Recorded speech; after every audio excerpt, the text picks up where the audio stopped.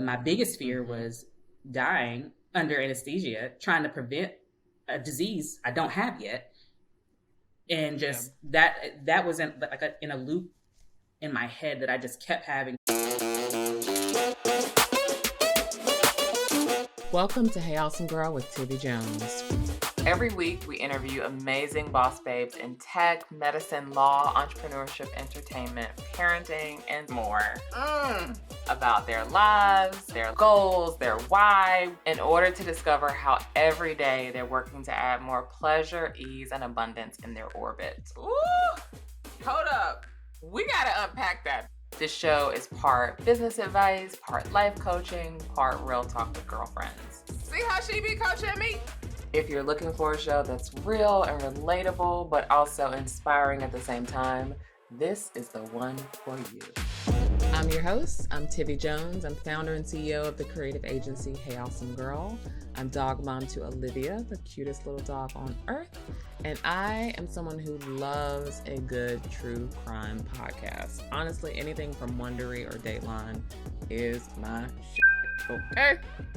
In my professional career, I have grown businesses and audiences. I've managed million-dollar budgets, led large marketing teams, and generated seven-figure contracts for my clients.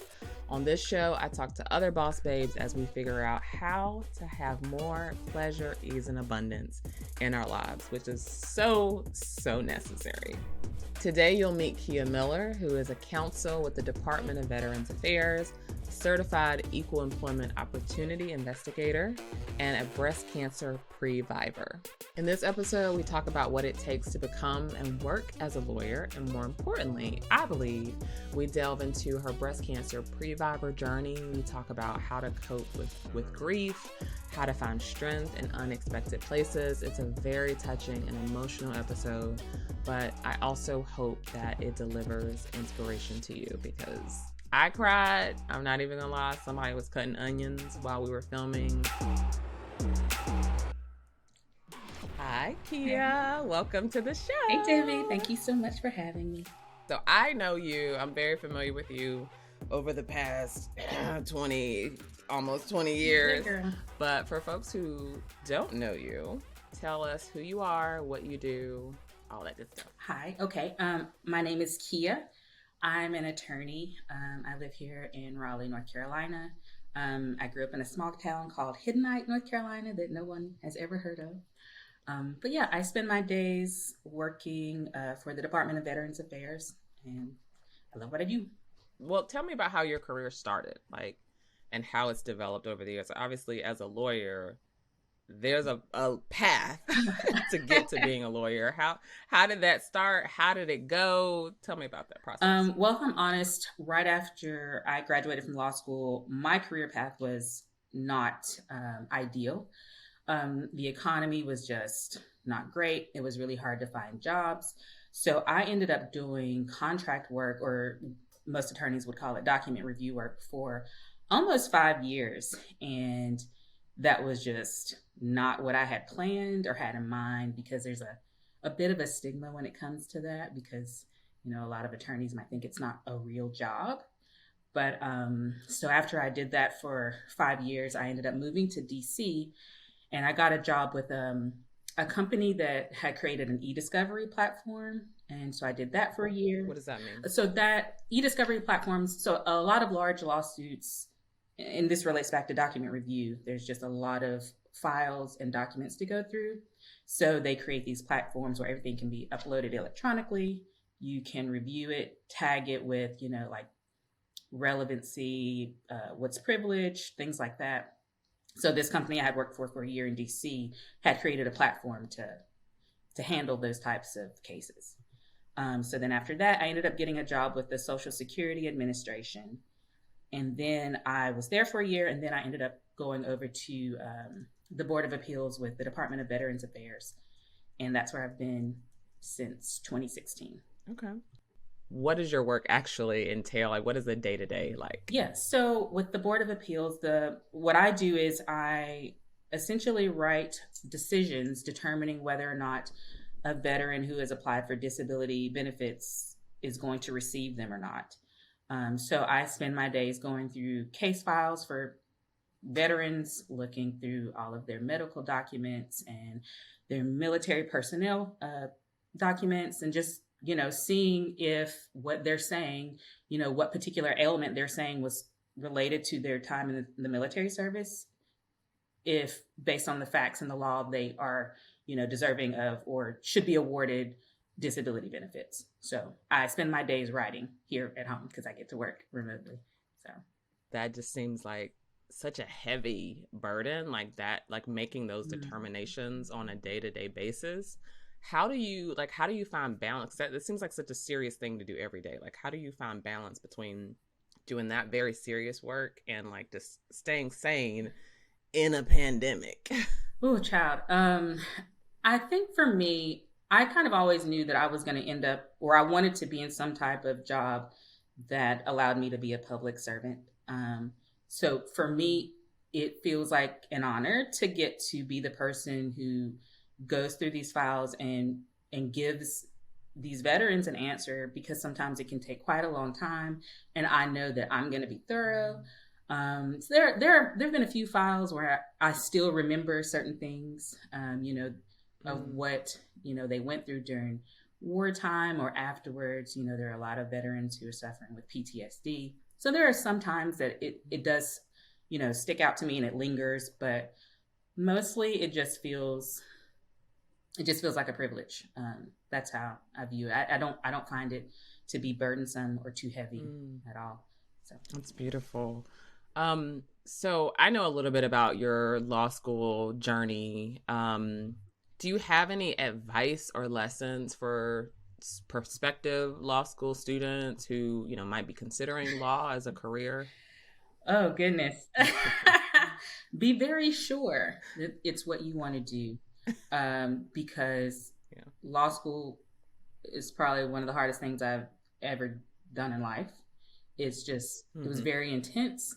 It was stressful. So you need to be sure about that. And I'll even speak to afterwards, I took the bar exam for the first time and I didn't pass, and you would have thought that the world was coming to an end.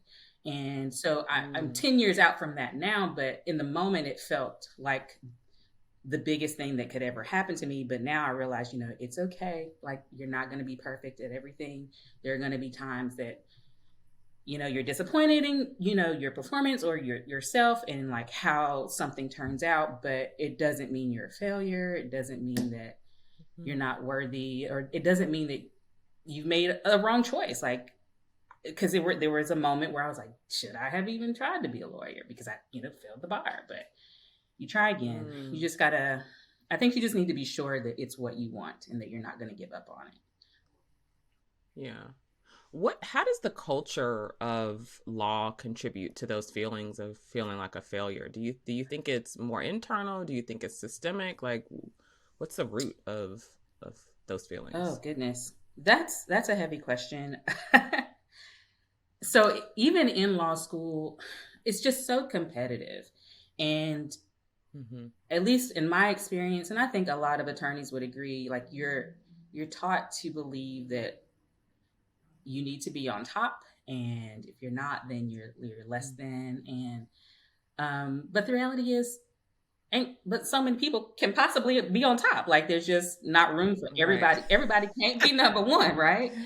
Right. Based on math. Okay, do the math. It's not mathing.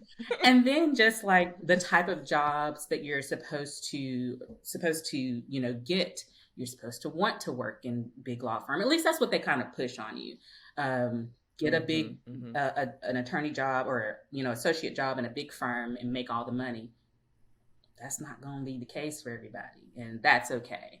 Right. And yeah, I never had that experience of working in a law firm and doing billable hours. I'm sure we have other friends who have that experience, and they can tell you firsthand just how stressful that is. Right. So I don't know. It just, I guess it's cyclical, right? So in law school, you're taught to, shoot for number one. You need to be the best. You need to do all this.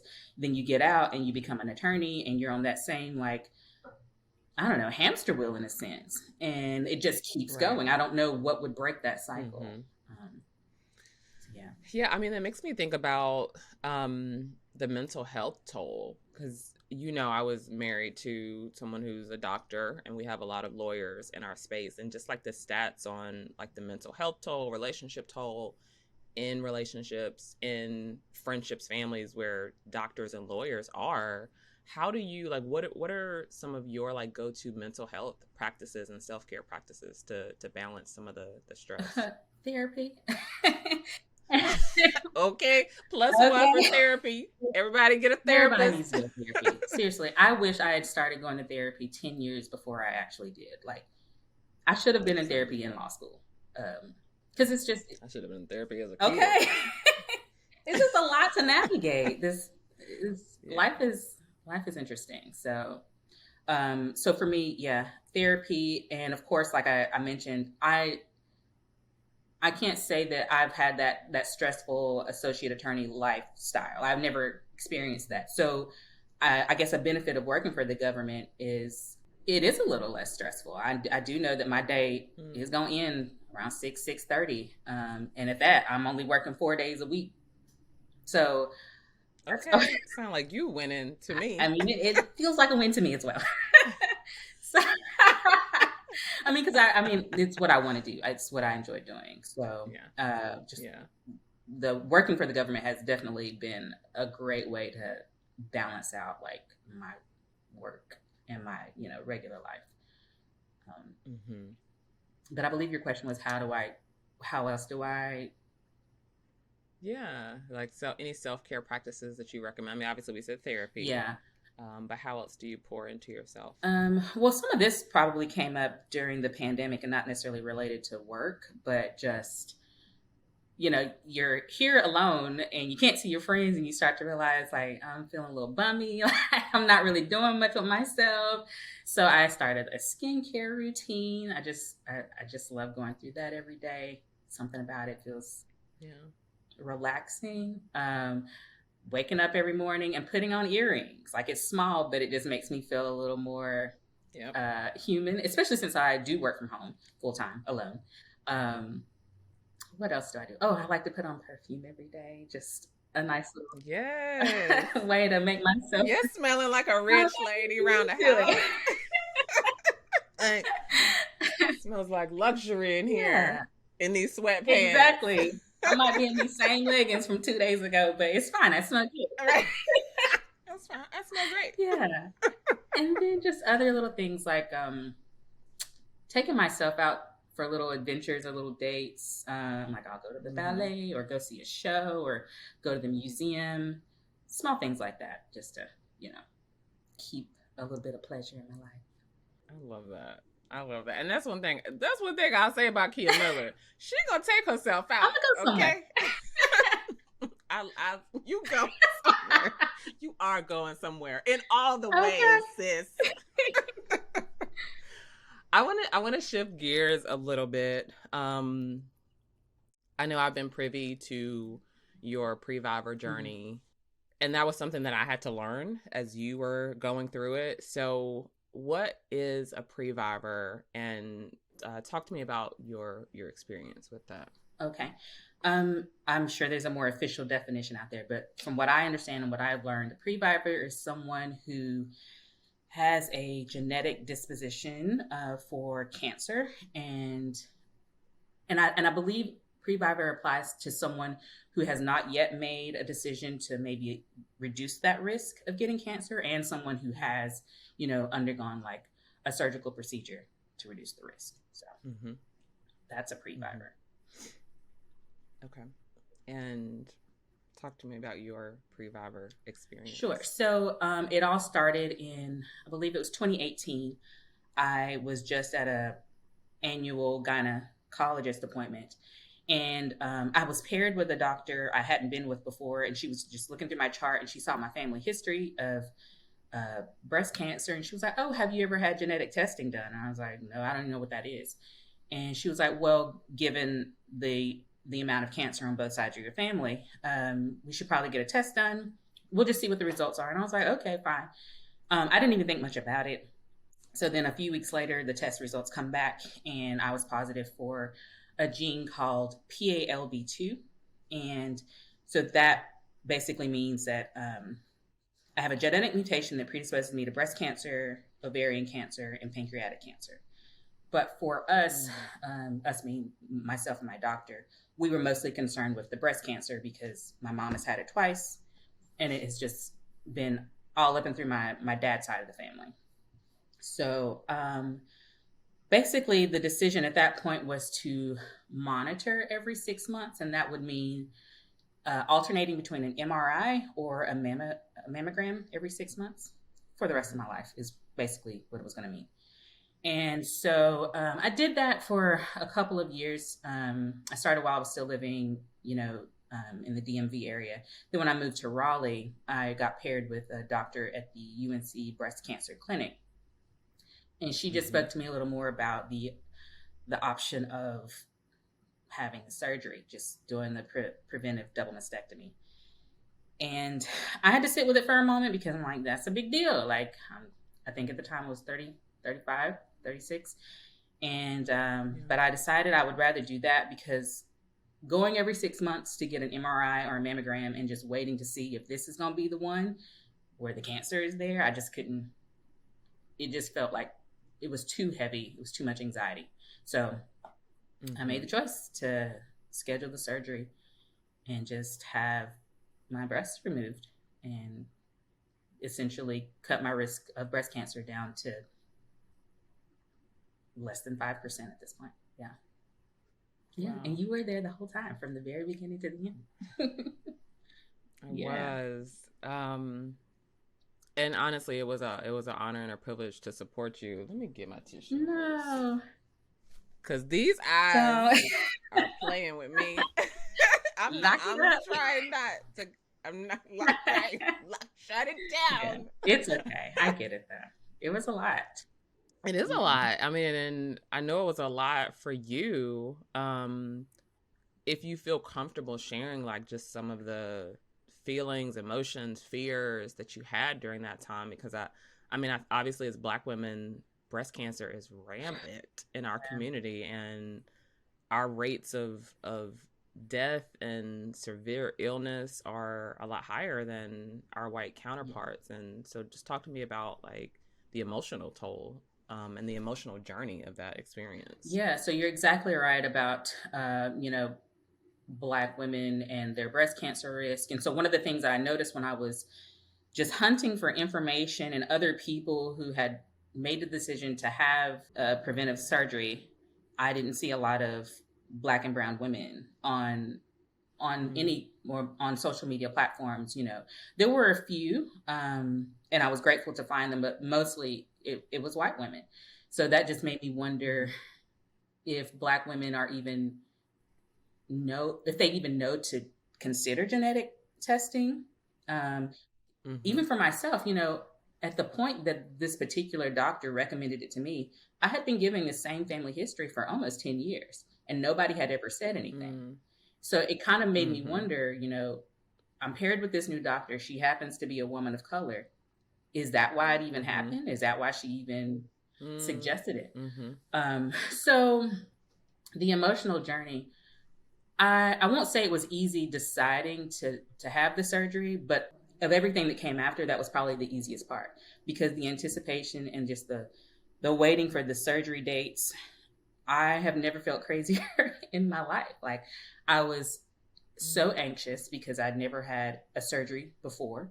My biggest fear was dying under anesthesia, trying to prevent a disease I don't have yet. And just that was in a loop in my head that I just kept having to like get over again and again. And then just knowing the emotional toll it took on my loved ones, I think it was just scary for all of us, honestly, having to be vulnerable enough to ask people, will you come help me? Because, after the surgery, I couldn't be alone and I needed people to physically be here in my home and help take care of me. That was a lot for me. Like, I don't need help. Like, that's weird. But I did. And so, and obviously, because you planned it, when you guys took me to the mountains for that like little getaway before the surgery. Like, I cannot tell you how much I needed that. Like, just to have the weekend with my girls to cry about the fact that I'm gonna lose my breasts at 36 years old. I didn't see that coming. And I fully recognize it's a privilege to even be able to choose to do it before a diagnosis, but it was difficult. It's a choice I wish nobody ever had to make. But, everything went perfectly, like with all the surgeries. There were no issues whatsoever. It was hard to see myself immediately afterwards. When I tell you, like, the first time that I saw that they were gone, I almost passed out. Like, my mama had to go get a cold cloth, and I couldn't hear and I couldn't see. Like, it was just that traumatic. But that I just had to remember, like, this was just part of the process. Like, this is what it's going to look like now, but it's not what they're going to look like forever. Right. And ultimately, just, with being able to just talk about it with my sister, my friends, and in therapy, we got through it. So it's okay now. Yeah. I think what's interesting about your journey, and we've talked about this before in our friend group for a variety of things, is that grief, like the way grief shows up as you think that, and I think I mentioned this on the episode previously, like, you think that grief only shows up when you lose a loved one, but grief shows up when your expectations of what could be or would be have to shift, have to change. Like, sometimes grief is just change management. Like, what did you learn about grief as part of this process? I'm so glad you mentioned that, because, like, before going through this and before it being pointed out to me in therapy, I only associated grief with death. Like, I just didn't know to think about how grief can be applicable to any life situation. So when I was in therapy, it was a session where I think I spent a lot of time crying in that particular session, and she was like, "It's okay, you're grieving." And it just, something about that clicked. Like, I'm grieving the loss of a body that I've always had, grieving the loss of a body part that I've always kind of really liked. I was like, I like my boobs. I didn't really want to lose them, and then just, I guess, I just didn't see this coming. And it wasn't part of the plan. But if I've learned anything, these plans, what are plans? Because life is on life. It don't even matter what you think. Okay, stay life. Yeah. So, I think just hearing my therapist say, or to, I guess, let me know that what I was feeling was grief, and feeling like I guess being validated and feeling that way. Because there was even some guilt about getting to do this when others couldn't. Others who actually had cancer, it was too late. People I know and love, or people I don't. Just all the women out there who didn't have the opportunity. Like, I don't know. I felt a little guilty about that, which sounds strange, but I can't make sense of the thoughts that that were rolling through my mind during that whole period. Just really understanding that it was okay to grieve the physical loss, and just having to go through it at all. Like, it felt like she gave me permission to feel how I was feeling. Yeah. What would you say was a source of strength during that period? I mean, you talked about a few things: therapy, friendship, relationships. Were there other things that gave you strength during that period? Well, first I have to say my sister. Like, I love my sister. Yes. Now I'm gonna need a tissue. But can I go get one? I'll be right back. Yes, go right.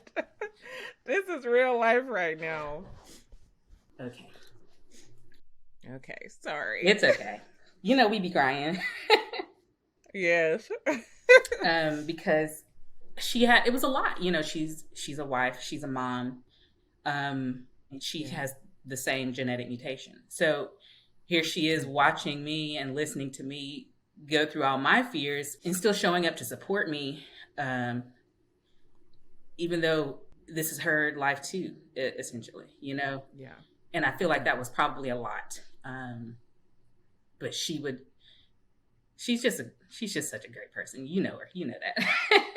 Yeah. So, yeah, she, just in general in life, like my sister is just, I get a lot of strength from her. She's the younger one, but if there's somebody I want to be when I grow up or be more like, it's her for sure. Yeah.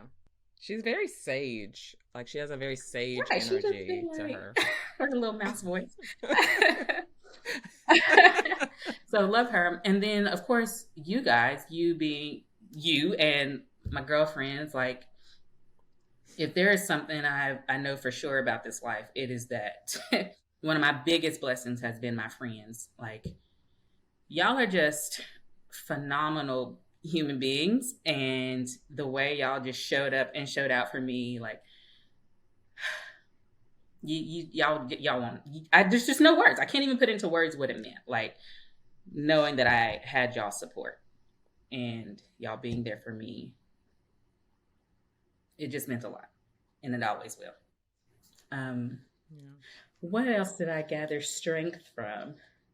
I don't know. That's really probably it. Just the people in my life. And yeah, again, I have to shout out therapy and just being, reassured that how I felt was okay. Like that meant a lot to me. As someone who often questions the validity of her feelings, like she needed to know in that moment that that I'm not crazy. Like these are valid feelings. Like, it's okay.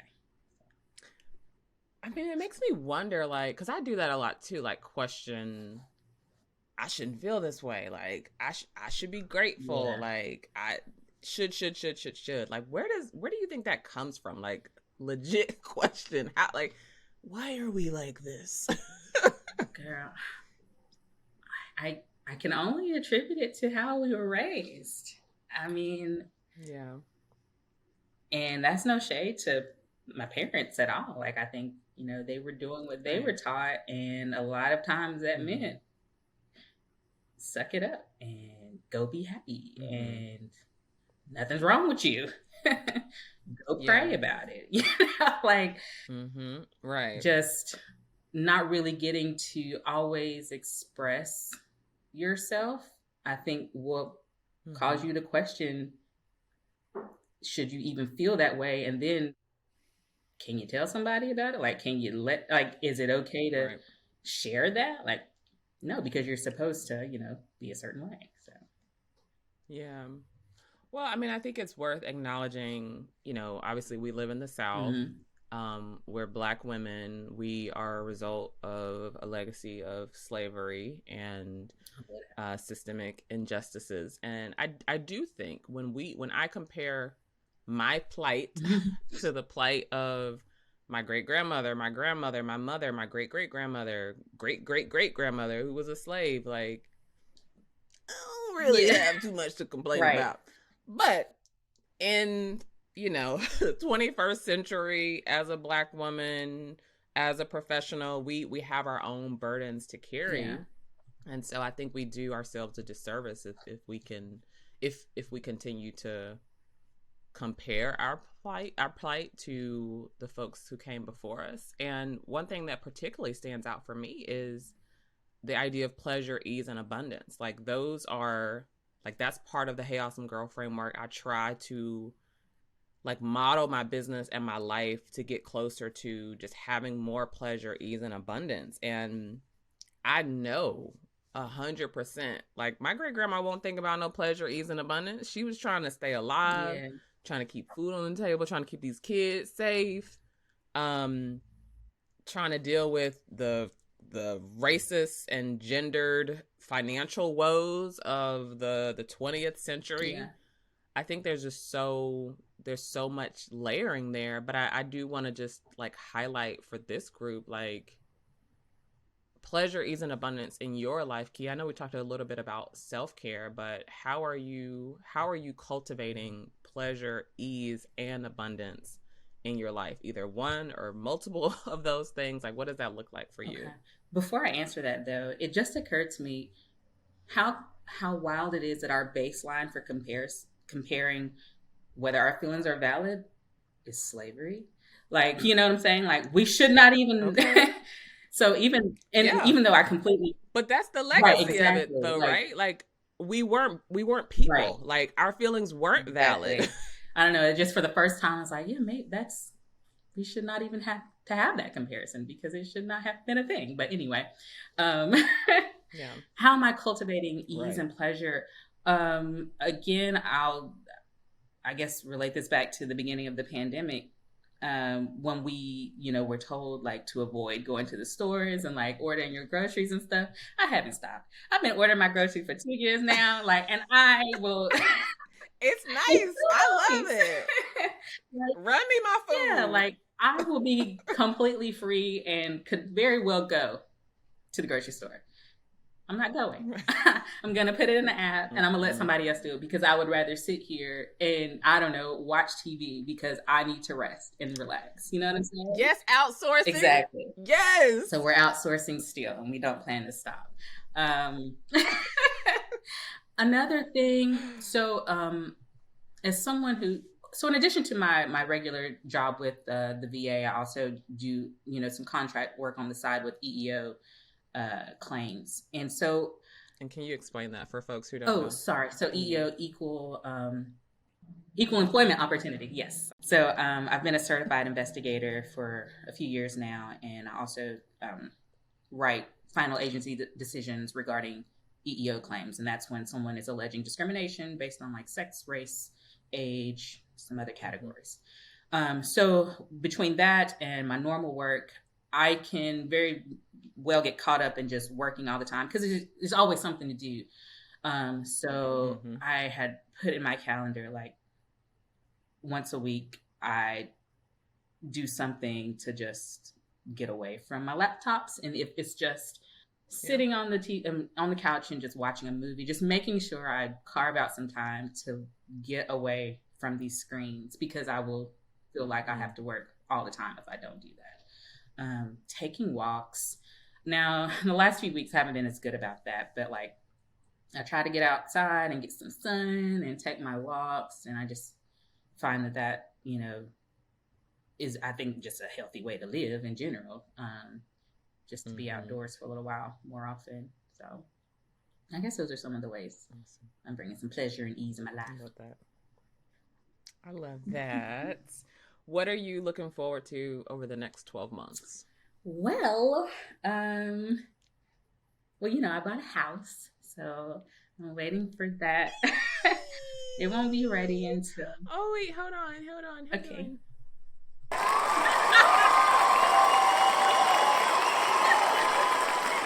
It's giving Oprah.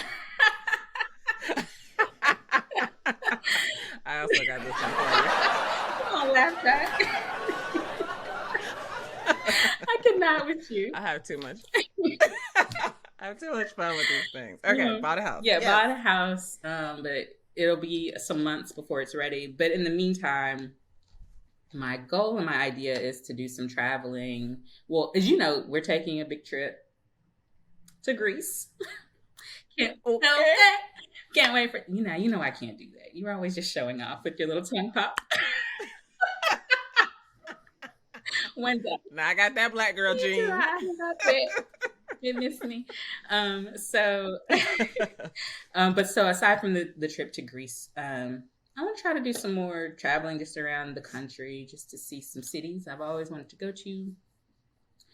So that's really all that's coming up over the next year. And then I've been thinking, I was just talking to a friend the other day about cutting back on some of the work I do, at least the contract side of things. Just, just getting a little tired.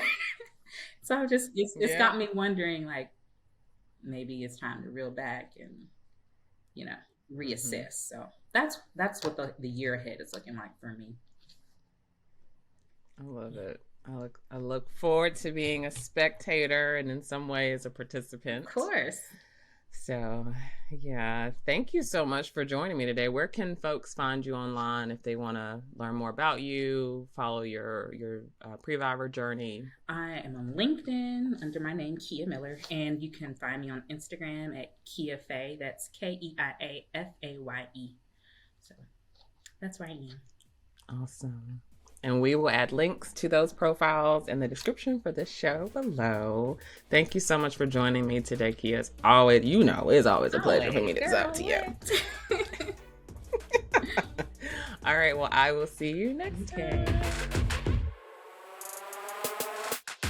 Thank you so much for watching this episode. I hope you found it as touching as I did. A few things of note. We talked to Keia about being a breast cancer previvor and what that means.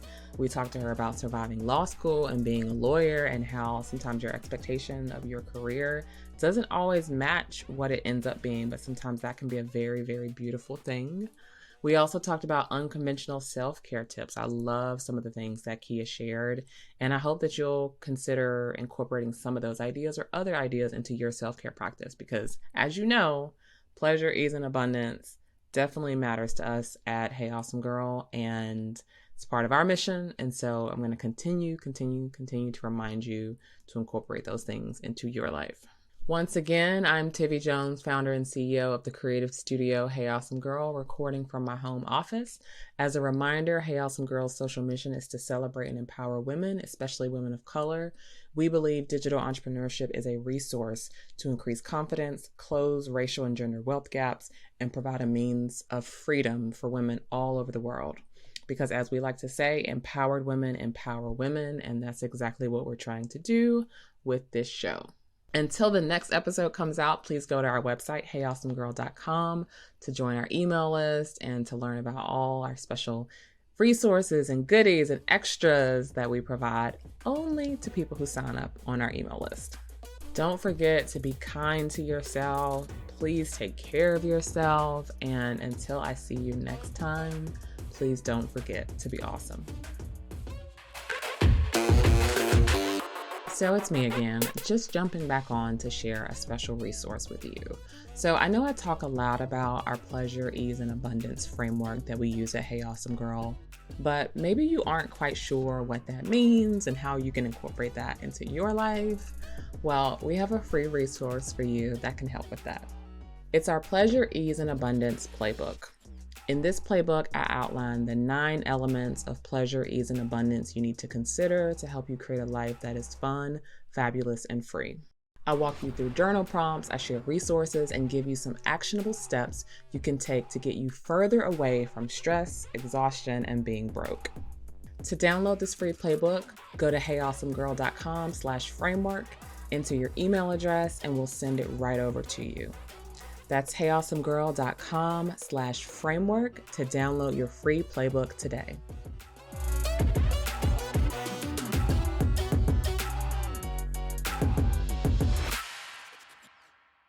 Hey, Awesome Girl. I'm Keia Miller. I should not be on television. Okay, we're going to do this one more time.